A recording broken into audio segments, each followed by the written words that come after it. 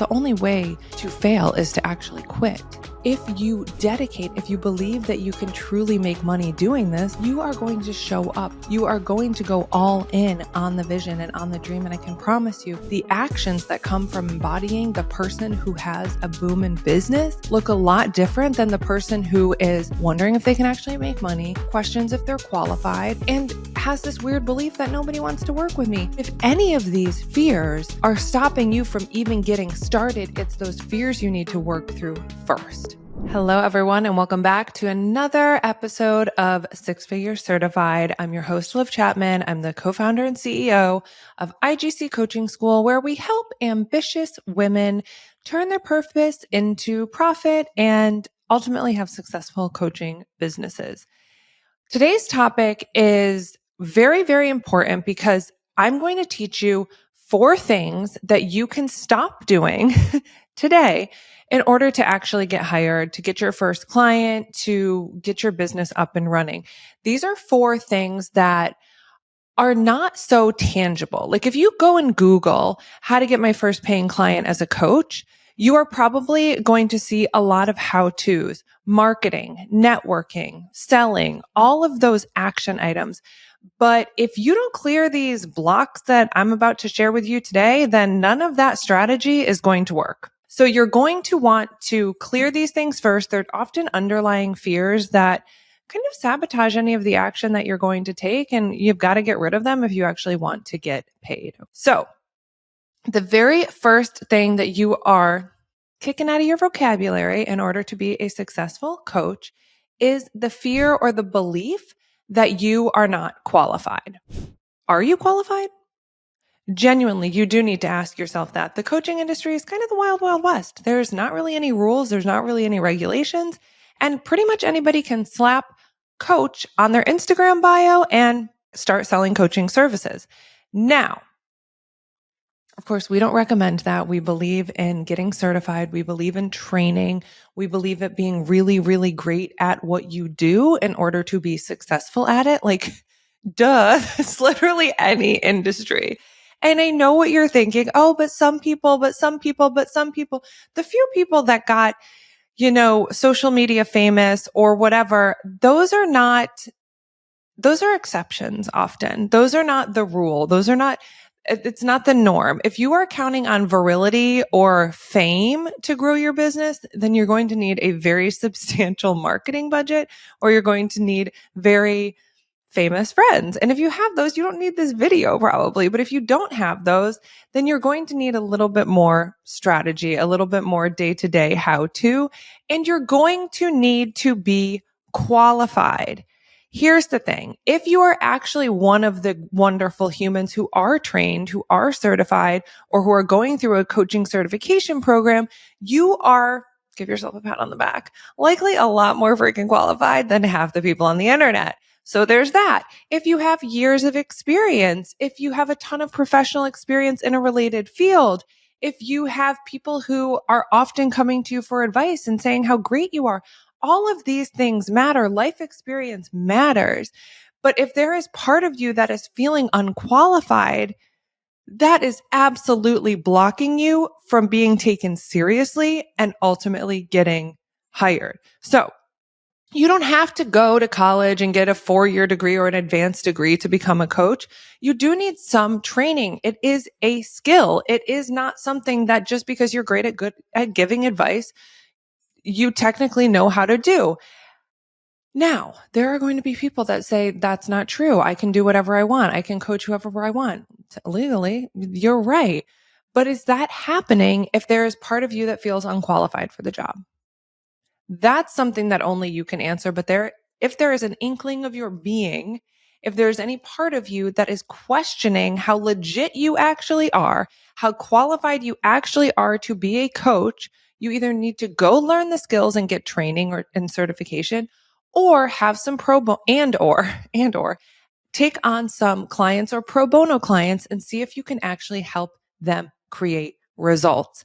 Without those, you're just spinning your wheels, I guess. You have to have some proof of concept. In any business, whether it's a product or a service, to be successful, it has to work. It has to work. And I'm not saying it has to work for the people who don't actually put the effort into using it. Gym memberships are 100% effective if people show up to the gym. Protein shakes are effective if you actually drink them. Now, they're not going to work for people who don't actually do them. And it's the same for coaching. Most of the time, when you have clients who show up to the sessions, do the actions or commitments in between your sessions, where you're really monitoring their growth and their progress and accountability and all of that, they should see transformation. If that's not happening, maybe you aren't qualified, or maybe you just need to learn the skills. You need to get trained. So, all of that to say, if there's part of you that feels unqualified, you need to get right with that and readjust that feeling right away. It is not helping you get hired. It is not moving you forward. And it's palpable. It's palpable. If you don't feel like you're good enough for it, people can feel that. So get rid of that in order to get paid as a coach. The next thing that we need to move forward with.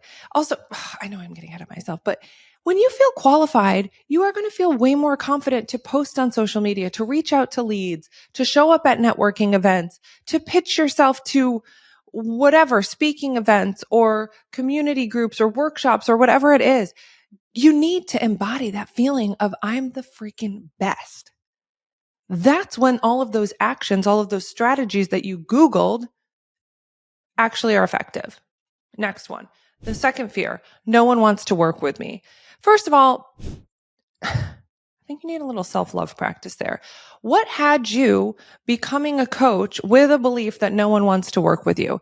Is it that no one wants to work with you, or is it that the people you are marketing to or talking to about coaching do not understand the value of it?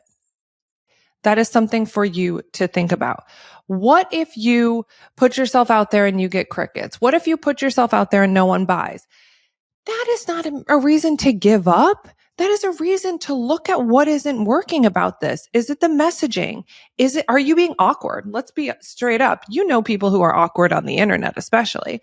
How can you get more confident and have that belief that everyone wants to work with you? Or at least the 10 clients that you need in this world to hit your income goals or to be able to quit your job and go full time in your business or whatever it means. You have to believe that the exact amount of people who you want to work with need someone like you. Typically, the disconnect is that after a couple posts of maybe only your mom or your best friends liking it, you're like, oh, no one likes me. That's usually not the case. Usually, it's that you're getting the messaging wrong or you're messaging the wrong people. Those are all strategies that you can work on. Those are all things that you can do. But if you have this belief that nobody likes me or nobody wants to work with me, it doesn't matter how many strategies you are spoon fed, your belief system is going to sabotage any potential outcomes of doing the damn thing. Okay. So you have to convince yourself that people want to work with you. And if you are not getting those external results, you're just going into detective mode to figure out why. Is the messaging off?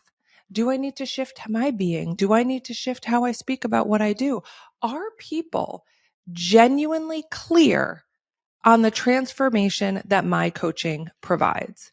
That's really the key to everything. The key to everything is making sure that it's very clear the solution that your coaching gives to people or the problem that you solve. And I always say this, it has to be a problem that people are willing to pay to have solved. A problem that people are willing to pay to have solved. The next fear that you are going to get rid of in order to start getting paid in your business is this underlying belief that you won't make any money, or this outward belief that you won't make any money. You cannot keep questioning whether your service is worth money. If you are wondering if your service is worth money, for one, you can go look at the market. The average certified and credentialed coach is making around $250 per hour.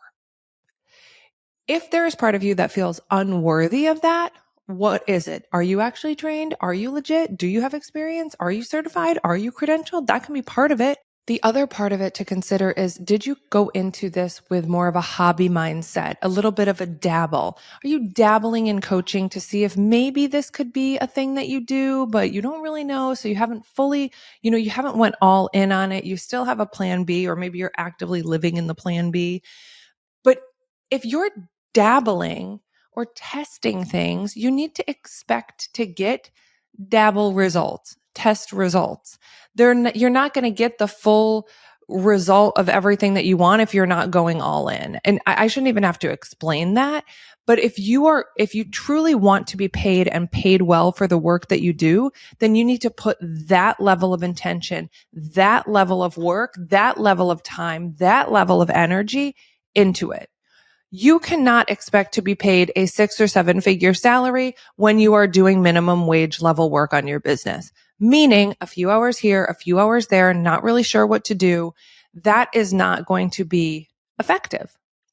You have to start treating your skill of coaching as a legit business so that you can actually start seeing that it is possible to make money from this skill, from this business. And the final fear that you have to get rid of is that the coaching industry is saturated. Walk down the bread aisle. There are so many different bread types, flavors, organic, non-organic, poison, as I call it in my home. There's rye, there's wheat, there's Italian, there's rolls, there's biscuits, there's Hawaiian bread.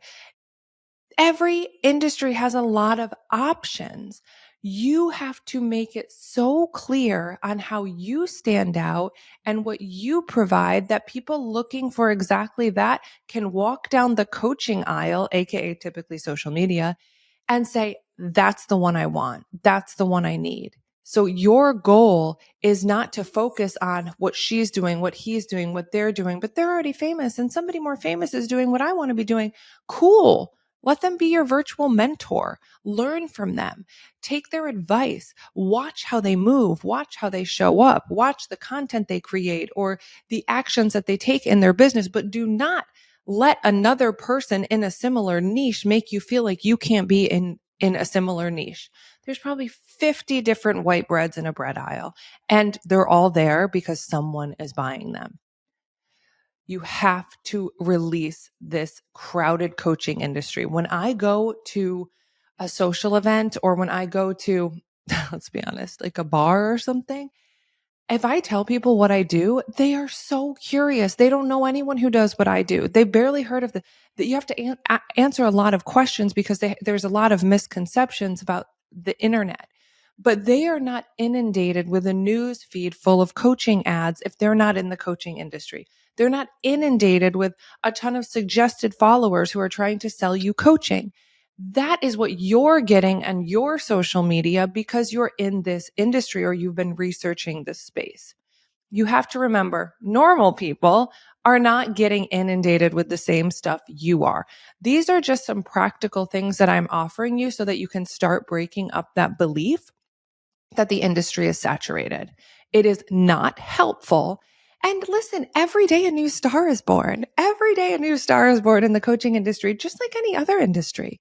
Whether it's real estate, which could also be considered a saturated business, med spas, there's one on every corner now. I kind of love it. It's so convenient. But all of these places have to stand out for a certain reason. The ones that give up, of course, they will go out of business. It just goes back to the whole idea or the whole, this is really a truth. It's not an idea or a belief, but the only way to fail is to actually quit. If you dedicate, if you go all in, if you believe that you can truly make money doing this, like fear number 3 that we talked about, you are going to show up so much differently. You are going to take plan B off the table. You are going to go all in on the vision and on the dream. And I can promise you the actions that come from embodying the person who has a boom in business look a lot different than the person who is wondering if they can actually make money, feels like the industry is too saturated, wonders or questions if they're qualified, and has this weird belief that nobody wants to work with me. None of those are empowering. None of those say CEO. None of those say business owner.